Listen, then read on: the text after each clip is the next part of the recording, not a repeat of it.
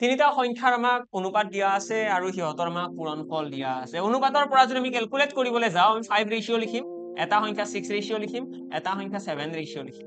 আৰু এই গোটেইখিনি পূৰণফল কৰিলে কিমান আহিব 5670 বুলি আমাক কৈয়ে দিছে।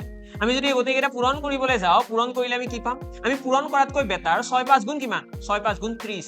30ৰ এটা শূন্য থাকিব, সেই শূন্যটোৰে এইটো কাটি দিয়া। 3 টোৰে আকৌ এইটো ডিভাইড কৰিলে কিমান আহিব? আমি এনেকৈ লিখিম 7r কিউব। কাৰণ তিনিটা r আছে ন, ইকুৱেল 3 ৰে এইটো ডিভাইড কৰাচোন, 3 1 গুণ 3 2 থাকি গ'ল, 3 8 গুণ 24, দেন 3 9 গুণ 27। নেক্সট যদি আকৌ 7 কিউব r কিউব ইকুৱেল উলিয়াবলৈ যাওঁ, r কিউব ইকুৱেল 7 ৰে এইটো ডিভাইড কৰিলে 7 2 গুণ 14, 7 7 গুণ 49, অৰ্থাৎ r ইকুৱেল ইয়াৰে পৰা আহি গ'ল 3 1। এটা অনুপাতৰ ভ্যালু আমি ইয়াতে পাই গ'লো 3।